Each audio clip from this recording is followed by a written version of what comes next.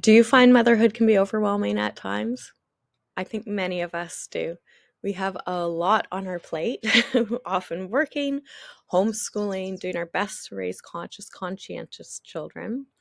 There is an overwhelming amount of information out there that's often conflicting or difficult to discern what's right for our family and our children. And it's really important to understand first that each child is totally unique, as is each parent. And so each parent-child relationship is going to be totally unique. What works for one isn't necessarily going to work for another. And this is where understanding our values, what's most important to us, and being able to tap into our intuition to make aligned choices is so important. I also want to sort of debunk this conscious parent thing. It's a wonderful term to be totally, or to strive to be aware of what's going on around us and to communicate as consciously as we can, but it is not synonymous with being perfect. If we try to be perfect, we don't create space for ourselves to make mistakes. We can't practice that compassion for ourselves. And where does that leave room for our children to make mistakes?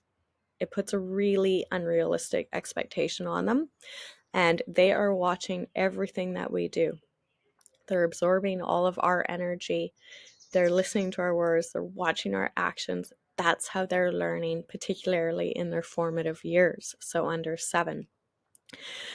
So our job as moms is really important. Our children start co-regulating with us at about 6 weeks in utero, and we play a really important role, as do early childhood educators, in helping children develop a healthy nervous system baseline and creating the foundations for their subconscious patterning, so for their values, their beliefs, their self-talk.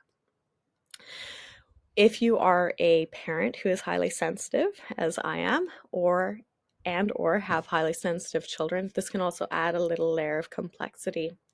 So for highly sensitive people, stimuli can become overwhelming for us quite easily.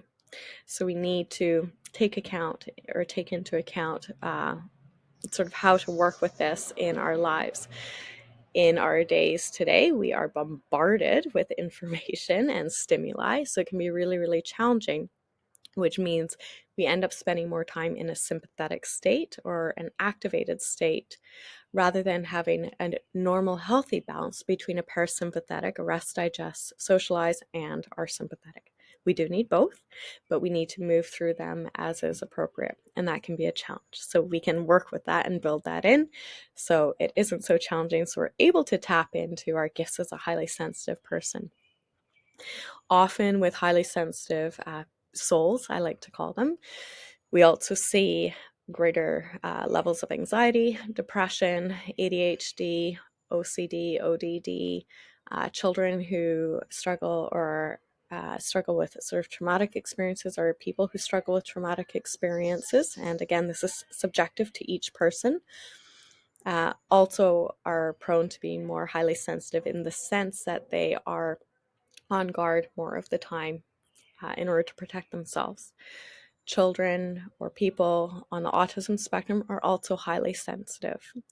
So it's really important that we help nourish the nervous system to be supportive of our children's and our experiences, to be present and to hold that space. My name is Katie. I'm a somatic parenting coach. I'm pursuing my master's of counseling.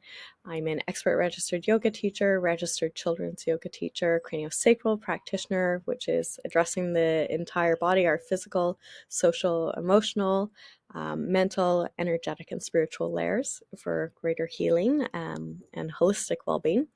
I created a registered children's yoga school, my award-winning children's yoga cards to help bring these tools into your family's home in a really fun, playful way. They're also amazing tools if you're an educator, bringing this social emotional learning into the classroom. I've been sharing these tools with families for over 12 years now, and I'm so passionate about this work because I learned these tools as a child. And I know how key they have been in helping me to stay resilient through many challenges, in being able to process emotions and experiences in a healthy way.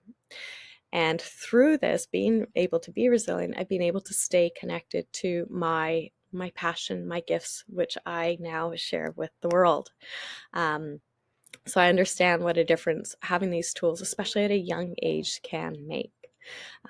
I look forward to connecting with you. Please feel free to send me an email. I hope you find the tools here supportive for you and your family, and feel free to reach out if you have any questions.